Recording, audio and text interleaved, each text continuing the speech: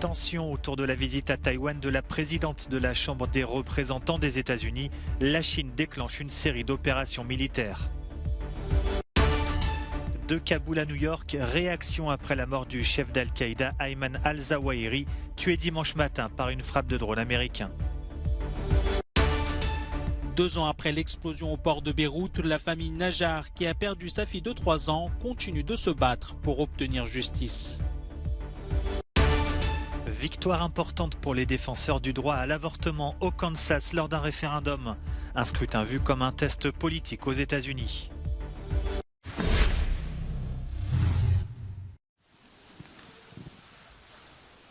Tension autour de la visite à Taïwan de la présidente de la Chambre des représentants des États-Unis, Nancy Pelosi. Celle qui critique depuis longtemps la situation des droits de l'homme en Chine est venue apporter son soutien à la présidente taïwanaise Tsai Ing-wen. Notre délégation est venue ici pour envoyer un message sans équivoque. L'Amérique est solidaire de Taïwan. Merci Madame la Présidente. La réaction chinoise ne s'est pas fait attendre avec une série d'opérations militaires autour de l'île et la mise en place de sanctions économiques. L'ambassadeur des États-Unis en Chine a également été convoqué pour s'expliquer. Pékin considère Taïwan comme faisant partie de son territoire et s'oppose à toute initiative donnant aux autorités taïwanaises une légitimité internationale. La télévision d'État chinoise a fermement condamné cette visite, considérée comme une provocation majeure. De son côté, la Maison-Blanche tente de faire baisser la température. Le voyage de Nancy Pelosi n'a pas reçu le soutien de Joe Biden, qui reconnaît toutefois le droit indépendant de la femme politique américaine la plus haut placée à visiter Taïwan. Sa tournée doit se poursuivre en Corée du Sud et au Japon.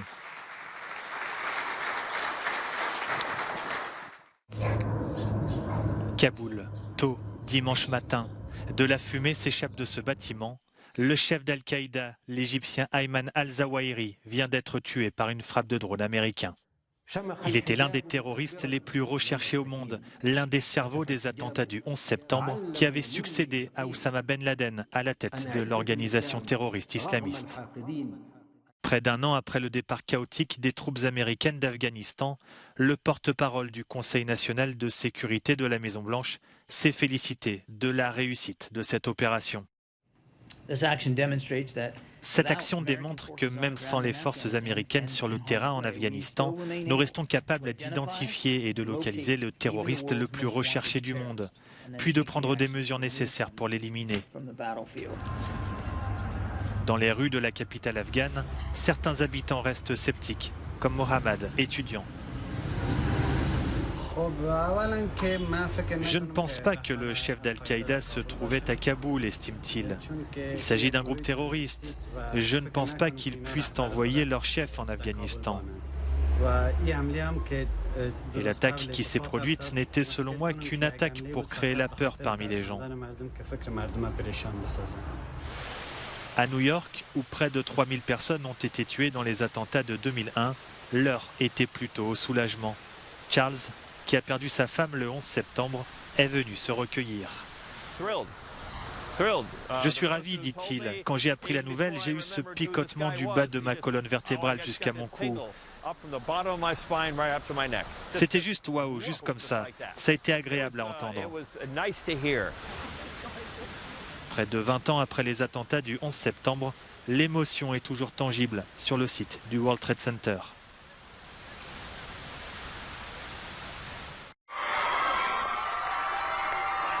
Les défenseurs du droit à l'avortement ont remporté une victoire importante mardi soir au Kansas.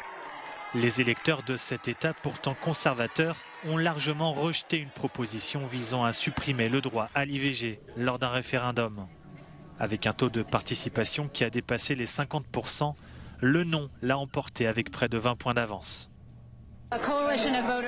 Une coalition d'électeurs de tout l'éventail politique s'est réunie aujourd'hui et a voté non. Ils ont voté non pour protéger leurs voisins et pour ne pas modifier la Constitution. Et vraiment, vous savez, ils ont démontré que nos racines d'État libre, ici au Kansas, sont bien vivantes. Ce scrutin, le premier depuis l'arrêt de la Cour suprême revenant sur le droit fédéral à l'avortement, était vu comme un test politique au niveau national. Certains États, comme la Californie et le Kentucky, doivent voter sur la question en novembre, en même temps que les élections de mi-mandat, alors que d'autres ont d'ores et déjà imposé des interdictions ou des restrictions.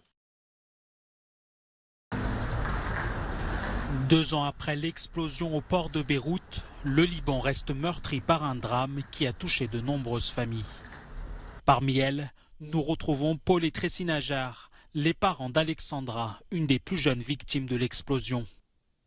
Toujours endeuillés par la mort de leur fille de 3 ans, cette famille vit dans le chagrin et la colère face à la paralysie de l'enquête, à l'image de tout un pays.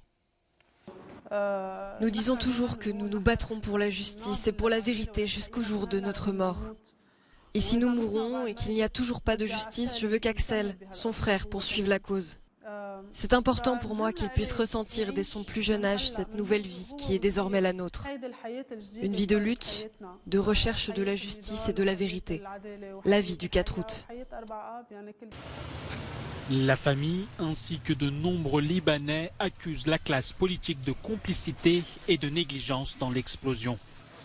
Le député et avocat libanais Melhem Khalaf a porté plainte contre l'État libanais au nom d'un collectif de victimes.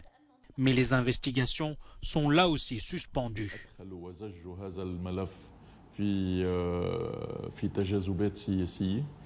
Ils ont fait plonger cette affaire dans des querelles politiques et ont fait de la demande de la vérité une affaire subjective que chacun conteste.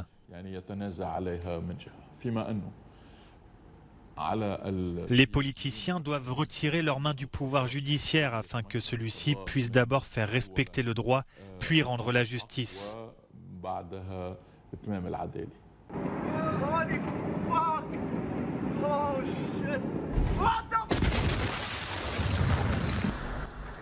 Le 4 août 2020, la vie des milliers d'habitants de Beyrouth a été bouleversée lorsqu'une gigantesque explosion a fait plus de 200 morts et 6500 blessés et détruit des milliers de bâtiments.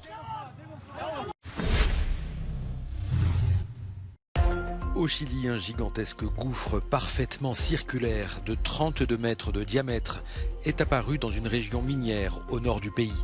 Cet effondrement s'est produit près de la mine de cuivre d'Alacaparrosa, dans la province de Copiapó. Malgré la présence à proximité d'un centre de santé et de plusieurs habitations, l'éboulement n'a pas fait de victimes. Cette nouvelle attraction géologique inquiète néanmoins plus d'un riverain. Au Royaume-Uni, le jeune homme qui avait été interpellé le 25 décembre dernier alors qu'il venait de pénétrer dans l'enceinte du château de Windsor risque 7 ans de prison ferme. Lors de son interpellation, l'intrus était en possession d'une arbalète.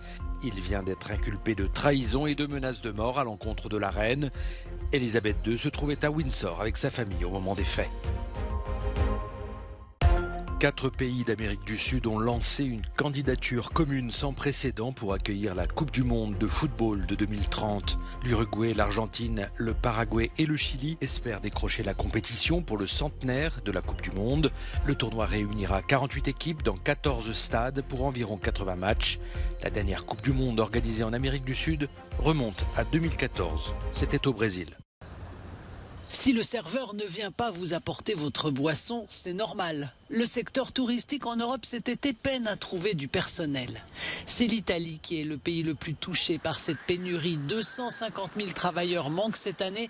Un poste sur 6 ne sera pas pourvu. L'hôtellerie et les agences de voyage sont les plus touchées. Au total, on estime à 1,2 million le nombre de postes vacants dans l'Union européenne. 71 000 ne seront pas pourvus en France. Parmi les secteurs les plus durement touchés figure l'aviation, avec près d'un poste vacant sur 3. En Grande-Bretagne, restaurants et hôtels peinent à trouver du personnel. Mais le gouvernement s'est jusqu'à présent opposé à l'arrivée de travailleurs temporaires de l'étranger. Une mesure qui a été prise par d'autres pays, dont le Portugal, pourtant moins touché par cette pénurie. Le Conseil mondial du voyage et du tourisme propose des mesures pour faire face aux problèmes. Faciliter la mobilité des travailleurs avec une politique de visa plus favorable, Permettre le travail flexible et à distance, adopter des solutions technologiques et numériques innovantes et offrir des formations, des programmes de remise à niveau et des avantages aux employés. La seule façon d'attirer davantage de travailleurs.